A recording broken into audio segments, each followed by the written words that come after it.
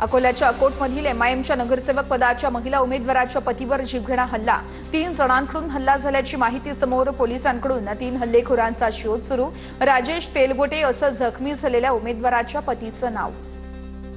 बुलढाण्याच्या तेलगू नगरमध्ये काँग्रेस नगरसेवकाच्या बॅनरवर अज्ञातानं शाई फेकल्याची घटना उघडकीस. परिसरात तणावाचं वातावरण, तर पोलिसांकडून आरोपींचा शोध सुरू.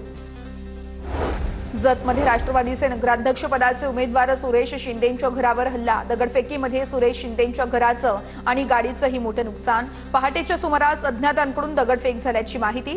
गोपीचंद पडळकरांच्या कार्यकर्त्यांनी दगडफेक केल्याचा आरोप.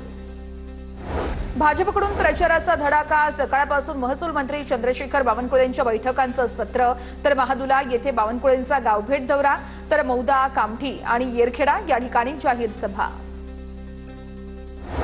पुणे पालिका निवडणुकीसाठी दोन्ही राष्ट्रवादीने एकत्र यावं, दोन्ही पक्षातील एका गटाचं म्हणणं. पवारांच्या वाढदिवसाचं औचित्य साधत घोषणा होण्याची शक्यता, सूत्रांची माहिती. तर यासाठी वरिष्ठ नेते पुढाकार घेणार असल्याची माहिती. दोन्ही एनसीपी एकत्र येण्यास प्रशांत जगताप यांचा मात्र विरोध. माळेगावच्या निवडणुकीमध्ये मुस्लिम समाजाला प्रतिनिधित्व दिलं नाही म्हणून त्याचा राग निवडणुकीवरती काढू नका, अजित पवारांचं आवाहन. तर मी नगरपालिका निवडणुकीमध्ये तुम्हाला संधी देणार, अजितदादांचं आश्वासन.